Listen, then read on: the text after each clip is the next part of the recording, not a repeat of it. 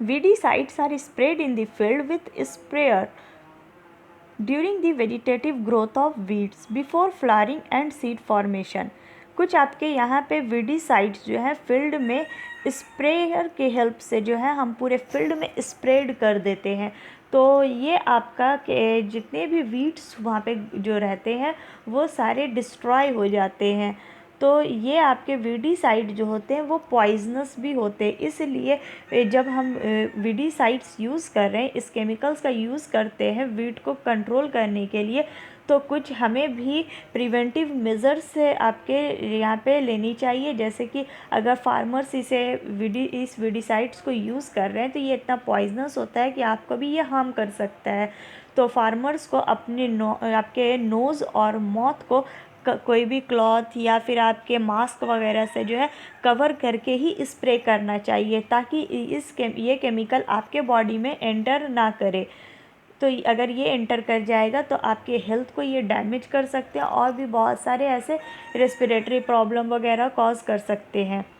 तो ये सब कुछ प्रिवेंटिव मेजर्स हमें लेनी चाहिए जब अगर हम वीडिसाइड्स कर रहे हैं तो।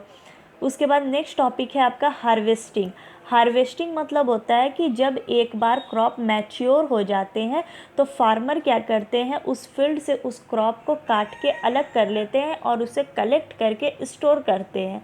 तो वो जो मैच्योर क्रॉप्स को जो काटने का काम हो रहा है यही कहलाता है आपका हार्वेस्टिंग।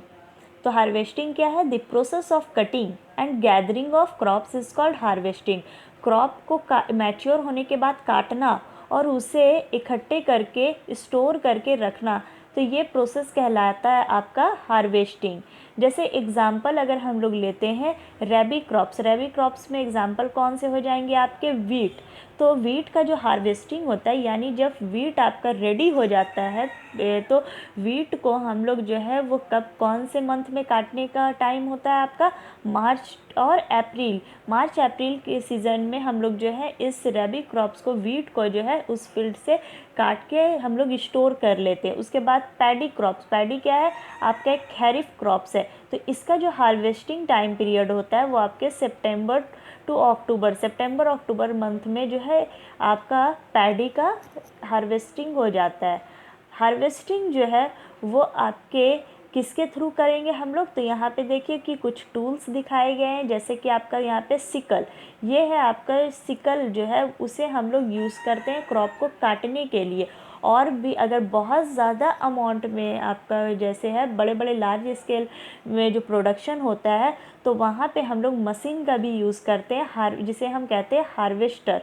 तो हार्वेस्टर मशीन के थ्रू जो है हम लोग आपके हार्वेस्टर जो होते हैं वो ट्रैक्टर्स में अटैच होते हैं, ट्रैक्टर्स के पीछे लगे हुए होते हैं और ये आप पूरे फील्ड से जो है वो आपका एक बार में सारे क्रॉप्स को काट के जो है जैसे जैसे ट्रैक्टर रिमूव करते जाएगा जहाँ जहाँ, वहाँ उस फील्ड से जो है वो आपके कलेक्ट करते जाएंगे क्रॉप्स को। In case of cereals crop harvesting is followed by threshing and winnowing. cereals crop में क्या होता है, जो आपके अनाज वगैरह, जो राइस वगैरह, वीट वगैरह जो होते हैं, तो ये आपके cereals क्रॉप में हार्वेस्टिंग जो है, हार्वेस्टिंग होने के बाद आपका थ्रेसिंग और साथ साथ विनोइंग भी किया जाता है। तो आइए जानते हैं थ्रेसिंग क्या होते हैं। तो थ्रेसिंग क्या है? तो यहाँ पे थ्रेसिंग क्या होता है, सबसे पहले आपका हार्वेस्टिंग होगा, उस क्रॉप को फील्ड से हम लोग काट के अलग कर लिए। अब उस हार्वेस्टेड क्रॉप से उसके ग्रेन को सेपरेट करना, ये प्रोसेस कहलाएगा थ्रेसिंग। यानी कि जो उसका जो आउटर कवरिंग होता है उसे हम रिमूव करके सिर्फ ग्रेन को हम लोग क्या करते हैं, सेपरेट कर लेते हैं। तो थ्रेसिंग जो है वो आपके किस तरह से किए जाते हैं? तो ये manually bye striking the harvested crop against a hard surface. हम लोग क्या करते हैं, जो हार्वेस्ट क्रॉप जो है आपका, तो हार्वेस्टेड क्रॉप को क्या करते हैं, एक हार्ड सरफेस पे रब करते हैं और उसे पटकते भी हैं, स्ट्राइक करते हैं। तो उससे क्या होता है कि उसका जो आउटर कवरिंग जो रहता है वो अलग हो जाते हैं और आपके ग्रेन्स जो है वो सेपरेट हो जाते हैं।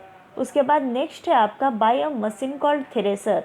एक आपके मशीन का भी हम लोग हेल्प लेते हैं, थ्रेसर, और इस थ्रेसर के थ्रू जो भी है हम लोग ग्रेन्स को उस हार्वेस्टेड क्रॉप से अलग कर लेते हैं। A farm machine called combine is used for both harvesting and threshing. एक आपका मशीन आता है फार्म मशीन जिसे हम कहते हैं कंबाइन। तो कंबाइन में क्या होता है, यहाँ पे आपके दोनों चीज़ लगे हुए होते हैं। ये आपका दोनों काम करेगा, काटने का भी काम करता है और ग्रेन्स को सेपरेट करने का भी काम करते हैं। तो इस तरह के मशीन को हम लोग कहते हैं कंबाइन।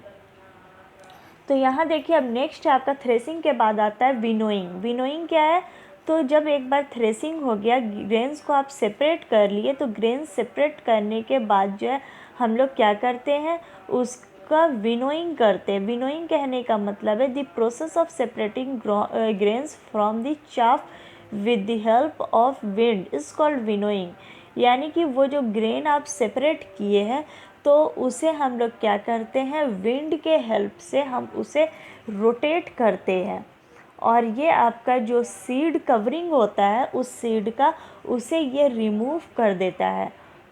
तो ये प्रोसेस कहलाएगा आपका विनोइंग। उसके बाद